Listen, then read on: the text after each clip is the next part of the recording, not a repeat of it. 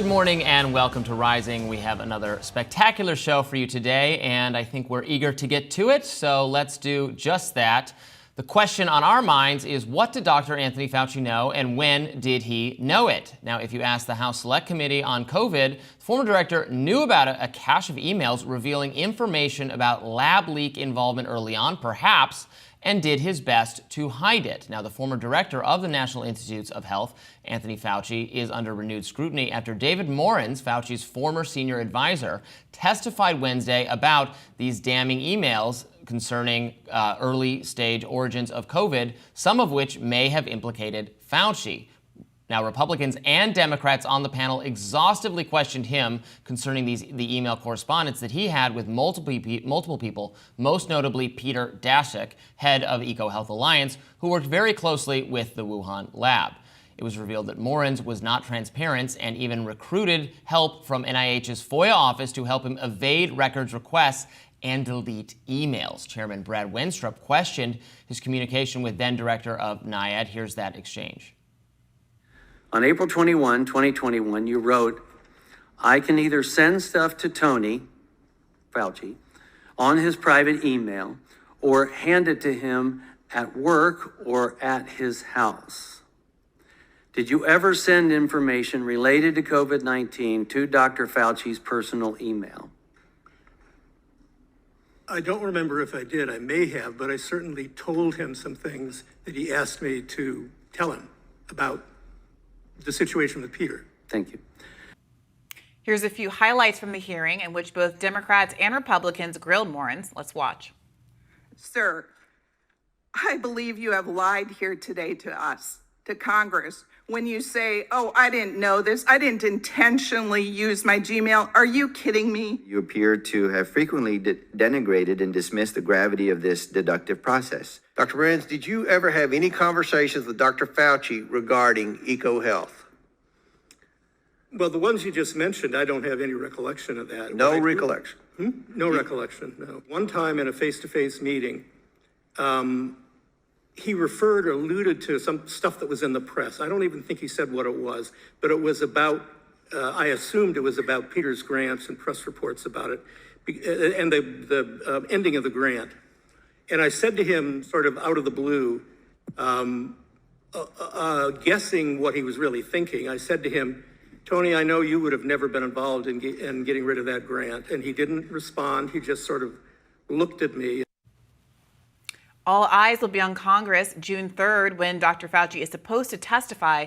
But now, here to unpack yesterday's hearing and what is next is U.S. Right to Know reporter Emily Kopp. Emily, welcome back. Good to be here. Emily, how would you characterize the biggest sort of takeaways from yesterday's hearing? Well, look, I think the bottom line here is that when COVID first emerged from Wuhan, this American-Chinese collaboration on high-risk virology on coronaviruses at the Wuhan Institute of Virology immediately generated intrigue. And what has come to light in the time since then is that the people with the most in-depth knowledge about that collaboration and the most leverage to obtain more information from Wuhan instead went into action to obscure what they knew. I think the biggest takeaway from yesterday is, that there were systems in place at NIAID, Tony Fauci's institute at NIH, to evade records retention and public transparency law, apparently to conceal what people in Fauci's office knew about a connection between NIAID and the Wuhan Institute of Virology. So David Morans is this interesting character because he is sort of at the nexus of Fauci and the Wuhan lab. Morans was an aide to Fauci for over 2 decades. He described his duties at NIAID as being Fauci's, quote, utility infielder. And Morans, for nearly just as long, has been friends and drinking buddies with Peter Daszak, who subcontracted NIAID funds to the Wuhan lab. So while Fauci has downplayed the grant funding to Wuhan as relatively minuscule, it's clear that there was this direct connection between Fauci's inner circle and that research. And so the new revelations from yesterday include the fact that Fauci himself was concerned about this connection and what people would think about it. And according to the new subpoenaed emails and this testimony, he advised Morans to contact him on his private email address and his private phone relating to the Wuhan research. So that could further implicate Fauci directly in concerns about concealed emails and an evasion of the law. Yeah, one of the emails that got mentioned yesterday, this is an email that Morenz wrote, quote, I learned from our FOIA lady here how to make emails disappear after I am FOIA'd, but before the search starts. So I think we are all safe. Safe from what? Safe from people asking which questions? Precisely. Safe from public accountability, transparency. There was also an allegation during the testimony yesterday that the head of the FOIA office at NIAID would advise that they use strategic misspellings because FOIA requests often use keywords. And if you misspell the keyword slightly, then your FOIA won't produce certain potentially incriminating emails. I think it's important to tie this back to public health too, and the implications for the public. This isn't just a sort of insular scandal about emails. You know, they were concealing information at a time when the pandemic was sort of at its peak, and when there was an opportunity to get more data from the Wuhan lab. There was this request from another office within NIH for Daszak to obtain key genomic data from the Wuhan Institute of Virology to leverage his collaboration there to get information for the public. And what Morenz, apparently with the help of Fauci directly, accomplished is allowing Daszak to maintain his NIH funding without having to produce that information for the government or for we the public. To put just a really fine point on this, when Robbie asks what, safe from what is the nature of what one could expect to be in the emails that they were trying to avoid having to disclose? Are we talking about knowledge of inadequate safety protocols at the Wuhan lab, or something perhaps even more serious, even more nefarious than that, about knowledge about the origins of COVID and who individually or collectively are responsible? I think that is still an open question. So it is possible that the emails that they were concerned about concealing just sort of implicated the fact that there was this connection between NIAID, the US government, and Fauci, and very controversial coronavirus gain of function work in Wuhan.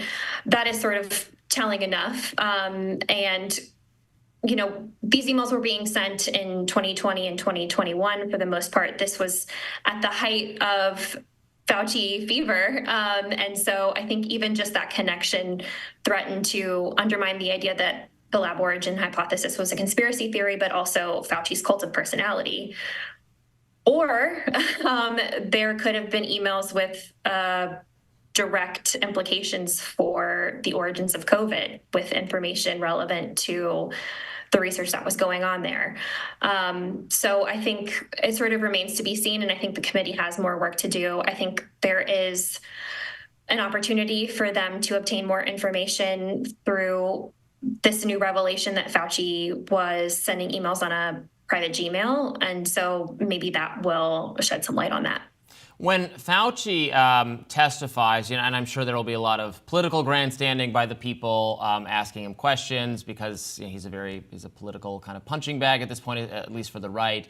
But if a legislator really wanted to get to the bottom of this and really better understand what was being hidden from the public, what sort of questions does an investigator should really be asking of Dr. Fauci? I think what he knew and when, why he made this decision to talk about research at the center of intrigue about the origins on a private email would be illuminating. But I think when you get to the core of the issue, why 20 million people are dead, the most important thing that NIH can do and that Fauci can do is leverage their resources to look in their own database. NIH hosts one of the biggest databases of viral sequences in the world. And they could look at that data and that metadata to see if someone was researching something like SARS-CoV-2 at the time the pandemic emerged. And before Moren's testimony yesterday, there was another hearing a week or so ago where the former acting director of NIH, Lawrence Tabak, testified, and he said NIH is not an investigative agency, but NIH is also not a public health response agency, yet Fauci led the pandemic response. And so I think there is some evasion of their responsibility to turn over every stone in order to get down to the bottom of this, the essence of the question, how do we prevent this from ever happening again?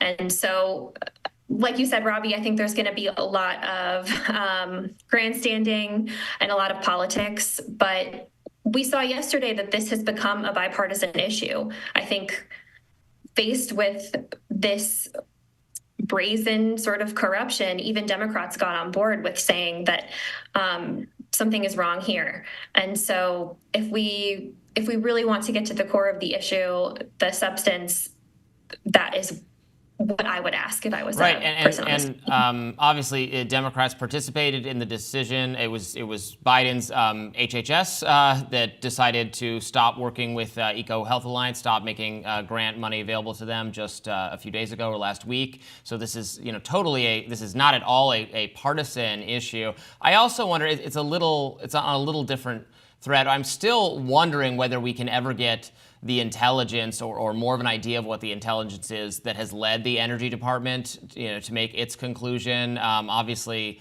over a year ago now, I think the Wall Street Journal had reported about those initial 6 scientists at the Wuhan lab, and I wonder if there's solid information about that is kept top secret or something, that is why some government agencies have made that conclusion, or whatever it is. If they have some information that way, probably that's not something to be asked of Fauci. But now that there more and more Democrats seem to be on board with Republicans like Rand Paul who've been asking these questions, really does seem like maybe there is a smoking gun out there that could be made available to the public, so we settle this question.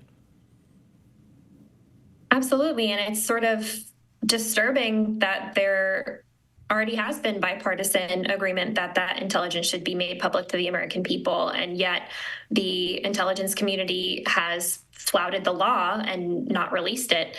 And so I'm not really sure where we go from there, but I think that says some unsettling things about how our government works, that the intelligence community can just flout the will of the American people, even when it is overwhelmingly bipartisan. Yeah, overwhelmingly passed by both parties and signed by Joe Biden, and the intelligence community still didn't release it. Right, exactly. There is a little bit of hope in that the committee obtained full unredacted versions of the State Department cables that we had obtained via FOIA, but were heavily redacted, that hopefully could shed light on some of the issues that you're talking about, Robbie, but remains to be seen. I haven't seen them yet. So, well, Emily, thank you so much for joining us today. We really appreciate it. Thanks for having me.